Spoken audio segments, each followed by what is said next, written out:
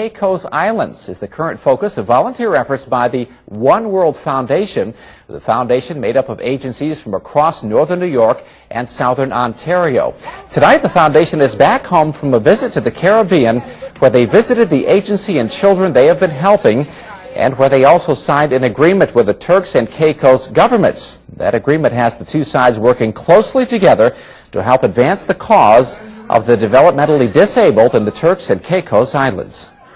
I think in the past we've cooperated informally, but with the signed document, there's a recognition on both parties that we want to cooperate and we want to collaborate and we want to do good works for persons with developmental disabilities. I am very happy because before we might have been dancing partners, but now we've married each other. So that's a commitment from both sides, and I'm very thankful to the One World Foundation. The foundation providing its expertise and its resources in helping the developmentally disabled, again, all on a volunteer basis, simply to make a difference. Welcome to Provo, it's an island in the sun, where you can browse around and have some fun. It's a nice surrounded by sea, it's such a lovely place to be. Turks and Caicos Islands, it looks like, sounds like, and is a Caribbean paradise. But despite white sand beaches and emerald waters, the Turks and Caicos Islands was a well-kept secret until just a few decades ago. Bank Soderquist remembers being one of its pioneer developers in the 1960s. There was no roads, there was only footpaths, kerosene lamps. When we came here, as I said, I think we were the second airplane that landed. There was 700 feet chopped out in the bushes. As the islands were discovered, a development boom followed. Luxury resorts now line the beaches, and the rich and famous are finding their way to the Turks and Caicos. But half-finished construction, muddied and potholed roads, and some appalling housing conditions are all evidence of an emerging nation that still has a long way to go. We are expanding very fast, so there's obviously growing pains at the same time. The Turks and Caicos is a nation still under development, and with some of its basic infrastructure needs still not fully met, perhaps it's not surprising that some of its human needs have also yet to be fully addressed.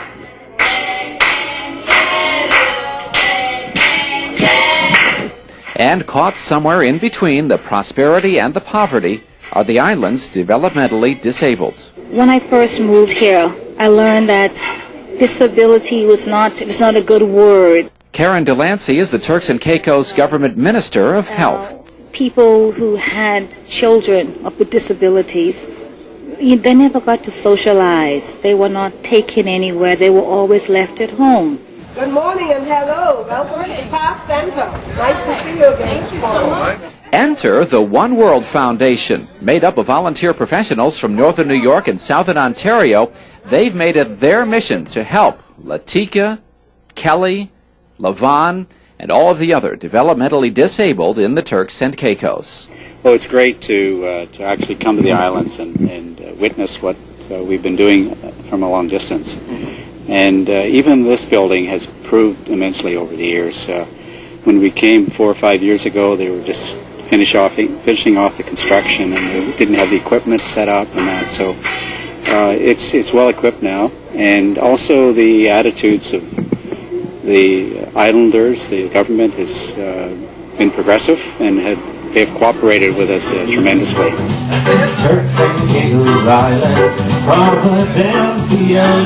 With basic necessities like good roads still lacking, some of the basic needs of the handicapped have been virtually ignored. Anyone with a serious disability would have trouble climbing the wall to get into this church, and there are similar barriers to the developmentally disabled throughout the island. It's just awareness, because the same people are just not aware of the special needs in our community, especially where the disabled is concerned. And that's why the One World Foundation, based in Watertown, has been helping out more than 1,000 miles from home. Its volunteer professionals have been lending the Turks and Caicos their expertise and resources and spreading public awareness throughout the island chain. I think we help them realize the potential of people with disabilities. The challenge exists even inside the island's luxury resorts. Some of their guests will be persons with disabilities. First and foremost, people like to be treated with dignity and respect, which goes without stating. Again, the One World Foundation is at work. Maureen Keene a long way from her job at the JRC in Watertown as she leads an awareness seminar for resort workers. It's been both a thrill and an honor that what we know and do every day can be of assistance down here in the islands to the folks of the Turks and Caicos. The foundation has allies on the island. Beaches Resort working with the foundation to educate its workforce and provide work opportunities. So I think that now that we have the soft skills and the expertise of the One World Foundation and opening that up to everybody so they realize that the person with a disability is somebody who just has an extra challenge being forced upon them by life. And the crown jewel of the foundation's efforts, signing a memorandum of understanding with the Turks and Caicos government to advance the rights of those with disabilities. The signing of the memorandum of agreement or understanding is a tremendous boost to our One World Foundation. It means that we're recognized and will cooperate with the government and the services on the islands. It has been 17 months since the One World Foundation last visited the Turks and Caicos Islands.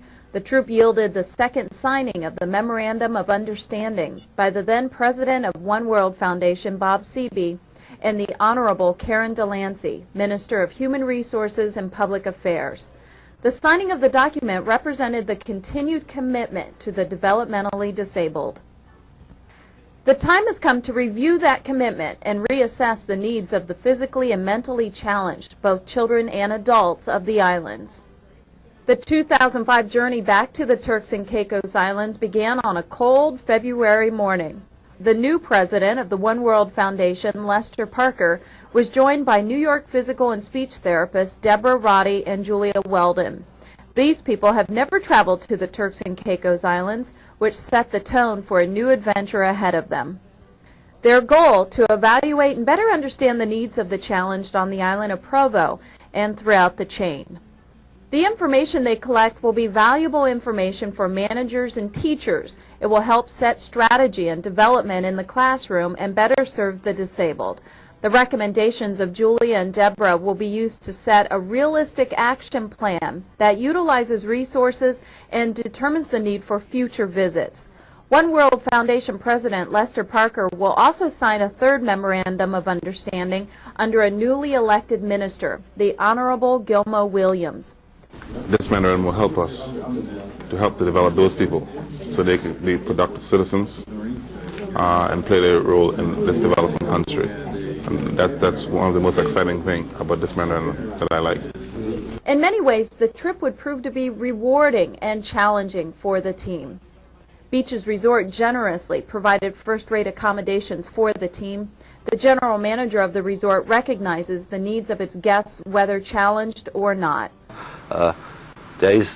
We never could say no when there is assistance needed, and I know the members of the foundation, they do everything voluntary, and when they ask us and we have rooms available, we are always happy to assist because they're really coming down to assist us in the community work.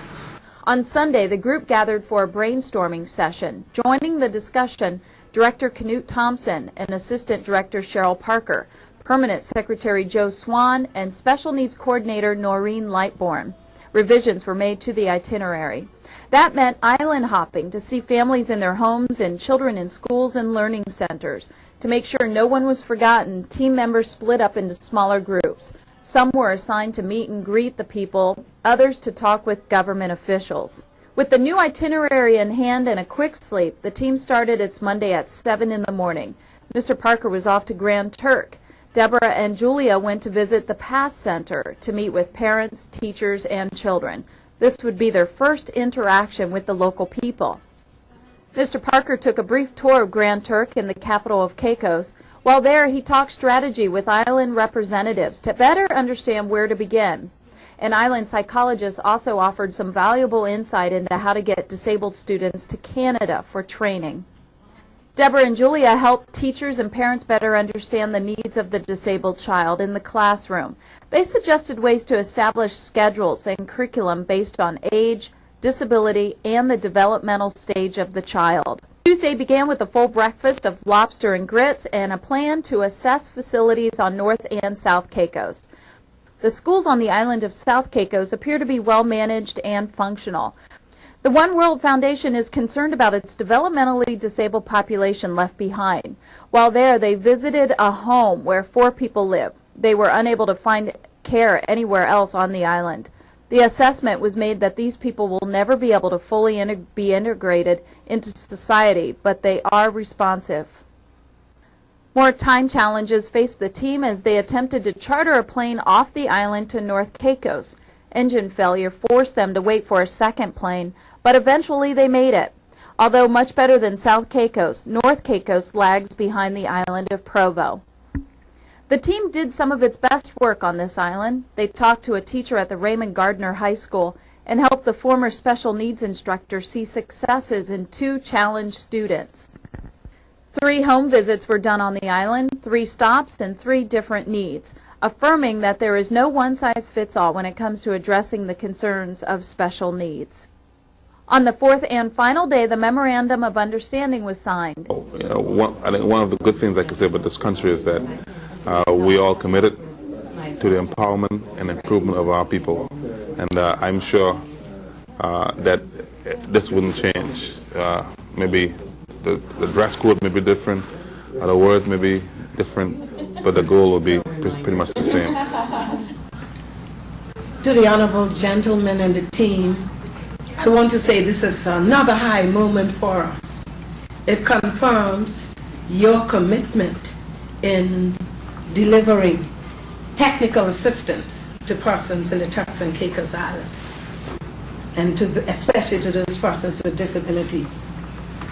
I am so pleased for the experiences that we have had in the last 4 days. And it tells us that we have come a long way, but yet we have a long road ahead of us. So with this kind of partnership, I am convinced that we will be able to do much to brighten the lives of persons with disabilities in the Turks and Caicos Islands. And the commitment to the disabled children and adults of the Turks and Caicos Islands returned to the minds of its island leaders. Her greatest quality is her stubbornness. In order to get something done, you have to be stubborn. And that's why she is a difference maker, because she is stubborn. So please stand and welcome the Honorable Minister of Health and Human Services, my very close friend of mine, Dr. William Joyce.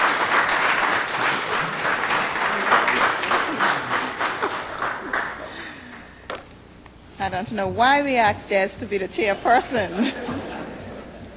It was April 20th when I was invited to visit One World Foundation in New York, Syracuse, and it was an educational experience for me.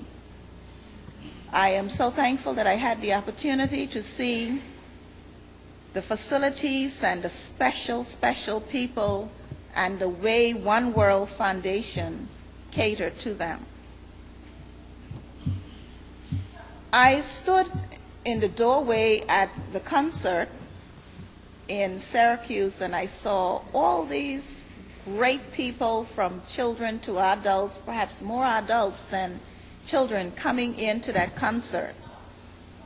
And they were all normal people, people who probably appreciate life far more than we do. It was the government of the Turks and Caicos Islands, my government, who mandated me, who has the responsibility at this time for human resources or human issues. The government thought we need to have resources and facilities right here, programs to better cater to our people.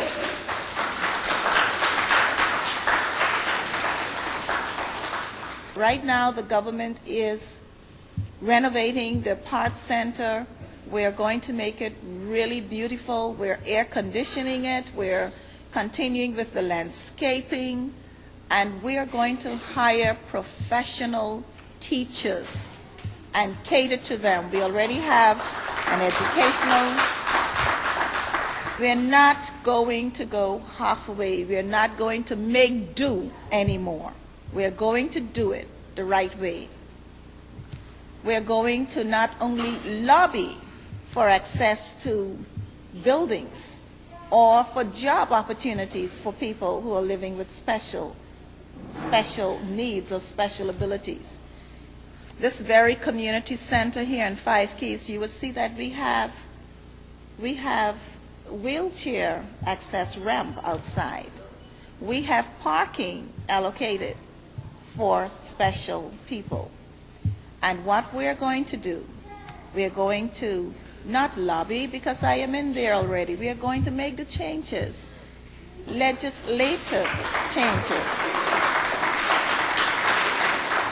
to make sure that when a building is erect, that the planning code include the type of facilities that everyone needs.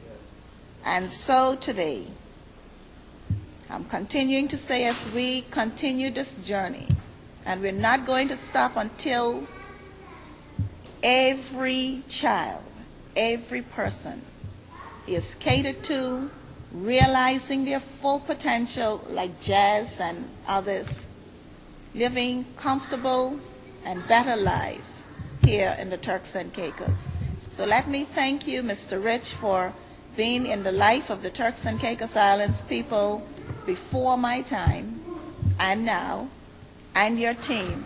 Thank you all. God bless. And you got a tough week ahead of you, Lynn and Samantha, so buckle up.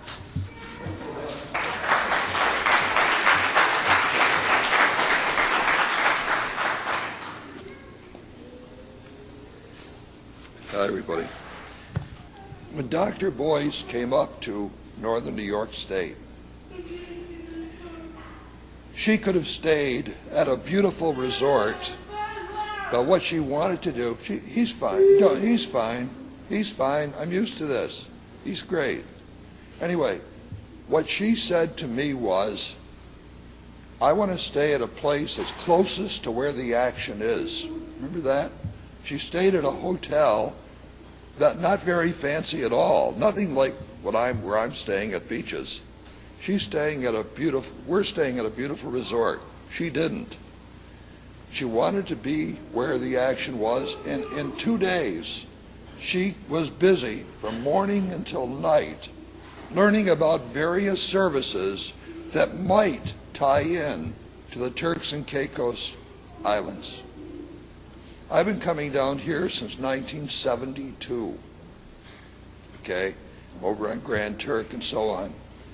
In my opinion, this is the biggest breath of fresh air in the islands in a number of years with Dr. Boyce.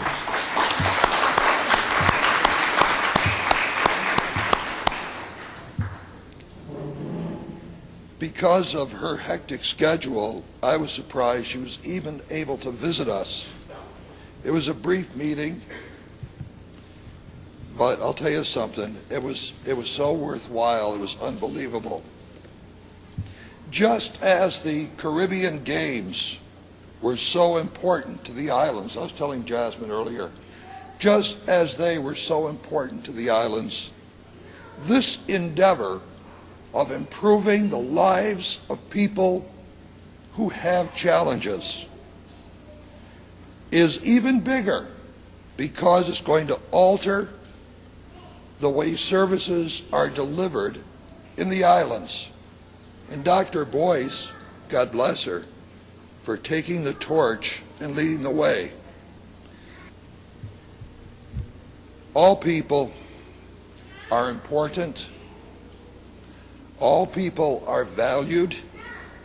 People with special needs, like everybody else, want to be part of the community. They want to grow to be the best they can be. They want needed services. They want a job. They want to be respected like all of us. And it does not matter if they're going to be a college professor. What I'm talking about is a success. It may be getting up and going to the bathroom by themselves. It may be a small step. But you tell your friends that Dr. Boyce is on a mission. She has a vision, and we're here to make that vision come true.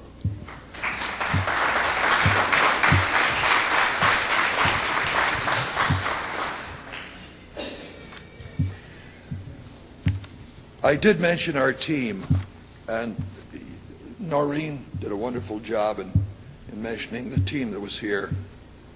But our team leader, he doesn't want to be referred to it that way, is Joe Colarusso. If you can believe this, Joe is responsible for the oversight operating budget of $225 million. Services to over 4,000 people, a staff of 3,000. He's an ex officio member of our board of directors of One World Foundation. He provides valuable, invaluable assistance to the planning process and the implementation of all of our goals. So I'd like to introduce my friend Joe Colarusso.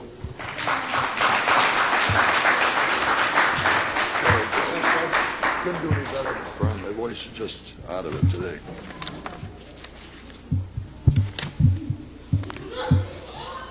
Okay, good morning, everybody. I'm Joe number 2. He's number 1. So without Joe number 1, without Joe Rich, the founder of the One World Foundation, we wouldn't have this organization that right this week is working with the Turks and Caicos Islands, and we do a lot of other things with our colleagues in Canada and throughout the U.S. So thank you for all you do, Joe. All right, I just want to say that, as Dr. Boyce mentioned, she was up in New York in April. She explained to us her vision of what the direction she laid out for us here this morning. We talked about it together, One World volunteers, many of us who are here in this room today and others working with the technical team here in the islands developed a needs survey, if you will, a census of people with special needs. And as Dr. Boyce said, information is power. You have a strong leader in Dr. Boyce with an outstanding voice politically, a mover, a shaker, who can make things happen.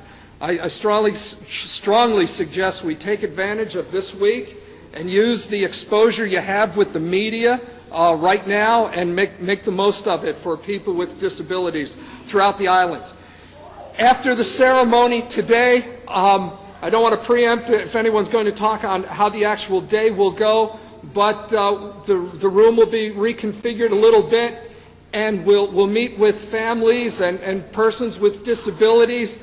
The Turks and Caicos Island technical team and the One World people will get some information.